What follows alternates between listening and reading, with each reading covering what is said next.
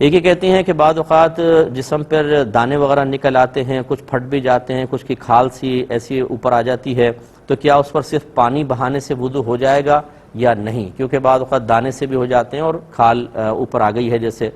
تو دیکھیں صرف پانی بہانا کافی ہے، بلکہ بعض اوقات تو ایسا ہوتا ہے اگر آپ ملیں گے تو اس سے بہت اذیت اور تکلیف ہوتی ہے، تو صرف اوپر سے پانی بہا دیں اچھی طرح اطمینان کے ساتھ تو یہ کافی ہے، وہ سوراخوں وغیرہ میں خود بخود پہنچ جائے گا۔ ایک انہوں نے یہ بہن نے بڑی دردناک کویسچن کیا، اگر واقعی حقیقت پر مبنی ہے تو بہت زیادہ مجھے افسوس ہوا کہ اگر کوئی ایک خاتون تھی پیگننٹ، ان کو مطلب اچانک درد وغیرہ شروع ہوئے اور اس سے پہلے کہ آپریشن کرتے ان کا انتقال ہو گیا، لیکن ڈاکٹر یہ کہہ رہے تھے کہ پیٹ میں بچہ بھی زندہ ہے تو ہم آپریشن کر کے وہ بچہ نکال سکتے ہیں، لیکن ان کے گھر والوں نے منع کر دیا کہ بھی سنبھالیں گے کیسے، ایسے دفن کر دو، تو ایسے ہی دفن کر دیا گیا۔ دیکھیں اچھی طرح یاد رکھیں کہ جب بچہ ماں کے پیٹ میں 4 ماہ کا ہو جائے تو اللہ تعالیٰ کی طرف سے اس میں روح پھونک دی جاتی ہے، اس کے بعد اگر اس بچے کو ضائع کروایا جائے تو فقہا نے واضح طور پہ لکھا ہے کہ یہ ایک انسان کے قتل کی مثل ہے، اور یہ بچہ تو تقریباً 8 مہینے یا 9 مہینے کا ہو چکا تھا، تو بہت ہی ظالم ترین لوگ تھے کہ جنہوں نے اس طرح کا فیصلہ کیا، اور یہ سب کے سب اگر توبہ نہیں کریں گے اور اللہ اس کو قبول بھی فرمائے یہ سب جہنمی ہیں پکے، یعنی اتنا سخت انہوں نے معاملہ کیا کہ ایک زندگی کو، یعنی زندہ انسان کو گویا کہ دفنا کر اور مار دیا۔ ان کو شرم آنی چاہیے تھی کہ اگر آپ نہیں سنبھال سکتے تھے تو بچہ پیدا ہو کسی یتیم خانے میں دے دیں، کسی سینٹر میں دے دیں، اور بہت سارے ایسے بچوں کو سنبھالنے والے لوگ ہیں، اگر آپ کو اتنی مصیبت آ رہی تھی، لیکن اس طرح بچے کو قتل کر دینا یہ بہت ہی بڑا وبال اپنے سر پہ لے لیا۔ اب ان کو پوری زندگی اللہ کی بارگاہ میں توبہ کرنی چاہیے، رونا چاہیے اور ڈرنا چاہیے، کیونکہ اس بچے کو جیسے اذیتناک موت انہوں نے دی ہے، اب یہ خود بھی تو مریں گے، اس کے بعد قبر میں پہنچیں گے،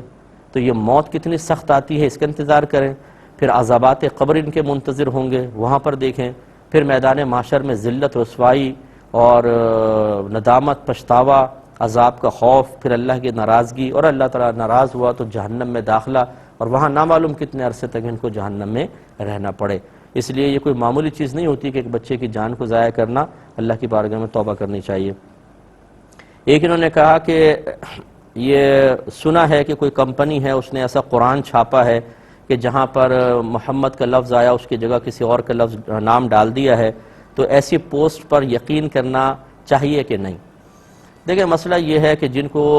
کوئی کام نہیں ہوتا نا، وہ اس قسم کی سنی سنائی باتوں کے اوپر لگ جاتے ہیں۔ فرض کر لیں کسی کمپنی نے ایسا کیا بھی کہ نبی کریم کا نام ہٹا کے کسی کا نام لگا دیا ہو، تو یہ جو اتنے اللہ نے قرآن کی حفاظت کے لیے حافظ پیدا فرمائے ہیں، کہ میں اکثر سمجھاتا ہوں کہ قرآن کے 30 سپارے کسی سینے میں محفوظ ہو جائیں، یہ کیا انسان کا آپ کمال سمجھتے ہیں؟ نہیں، یہ صرف میرے رب کا کمال ہے، ورنہ اسی بچے کو آپ 16 صفحے کا اردو کا رسالہ دے دیں، اگر وہ اردو بولنے والا ہے، یا پنجابی کا رسالہ دیں گے پنجابی بولنے والا ہے، کہ اس کو لفظ بلفظ یاد کرو، وہ یاد نہیں ہوگا، لیکن قرآن پاک یاد ہو جاتا ہے، اتنی موٹی کتاب، یہ اللہ نے اس کی حفاظت کا اہتمام فرمایا، تو اگر کسی نے کیا بھی ہوگا، وہ جیسے ہی لوگوں کے سامنے آئے گا، حفاظ پڑھیں گے، فوراً غلطی پہ مطلع ہو جائیں گے، اس قرآن کو ہٹا دیا جائے گا۔ لیکن جو کام دوسرا کروانا چاہتا ہے نا، وہ اس قسم کے نامعقولوں کے ہاتھ میں دے دیتا ہے، ان کو اس کی تشہیر کرنی ہوتی ہے، وہ چاہتے ہیں کہ زیادہ سے زیادہ لوگوں تک یہ چیزیں پہنچیں، اور یہ پہنچانے میں معاون ثابت ہوتے ہیں۔ جس کو نہیں بھی پتا ہوتا، خواہ مخواہ اس تک یہ چیز پہنچ کر اور وہ بیچارہ پریشانی کا شکار ہو جائے، اور ایسا قرآن شاید آپ کو پوری زندگی نظر بھی نہیں آئے گا، نامعلوم کہاں وہ چھپا ہے، نامعلوم کن کے ہاتھوں میں پہنچ گیا ہے، یہ پوسٹ پہ پوسٹ ڈال رہے ہیں۔ اسی طرح بہت سے بیچارے، میں ان کو انتہائی بے وقوفی کہوں گا، برا نہیں مانیے گا، لیکن یہ ہم حکومت سے مطالبہ کرتے ہیں کہ وہ ایسا کرے ویسا کرے، تو اس میرے میسج کو اتنا پھیلاؤ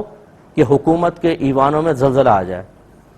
اب ان سے پوچھے کہ بھائی تیرے اس میسج سے کہاں سے زلزلے آ جائیں گے، کہاں سے طوفان آ جائیں گے، اور بعض لکھتے ہیں کہ اس میسج کو اتنا پھیلاؤ کہ یہ دوبارہ مجھ تک پہنچ جائے۔ واہ بھی واہ، اگر آپ نے ایک کو بھیجا، دوسرے نے اس کو بھیجا، اور تیسرے نے تیرے پاس بھیج دیا، تو یہ تو 3 واسطوں سے تمہارے پاس آ گیا، کون سا معاشرے میں انقلاب پیدا ہوا؟ تو یہ اس طرح کے بیچارے چھوٹے چھوٹے ذہنوں کے ساتھ کام کر رہے ہوتے ہیں اور سب کو ڈسٹرب کرتے ہیں۔ ہمارا مشورہ یہ ہے کہ اس قسم کی پوسٹ پہ بالکل توجہ نہ کی جائے۔ جو قرآن پڑھنے کے لیے ٹائم نہیں نکال سکتا، حدیثیں پڑھنے کے لیے ٹائم نہیں ہے، درس قرآن میں بلاؤ تو بہانے کرے، درس حدیث میں بلاؤ تو ہیلے کر کے نکل جائے، نماز پڑھنے کی اس کے پاس فرصت نہیں ہے، لیکن ایسی پوسٹوں کو پڑھنا ان کو فارورڈ کرنا، ان کو شیئر کرنا، ان پہ کمنٹس پاس کرنا، ان کے بارے میں غور و فکر میں ڈوب جانا اور پریشانی کا شکار ہو جانا، یہ ہمارے مسلمانوں نے اپنا طریقہ بنایا ہوا ہے۔ یہ کس چیز کی علامت ہے؟ اب آپ خود دیکھ لیجئے۔ جو اصل کام کرنا چاہیے، جس پہ توجہ کرنی چاہیے، جس کا خوف ہونا چاہیے، جس کے لیے اپنے ذہنی اور جسمانی صلاحیت استعمال کرنی چاہیے، ان کو چھوڑا ہوا ہے۔ تو بالکل ان چیزوں پہ توجہ نہ کریں، ہمارا مشورہ یہی ہے، باقی آپ کی مرضی ہے۔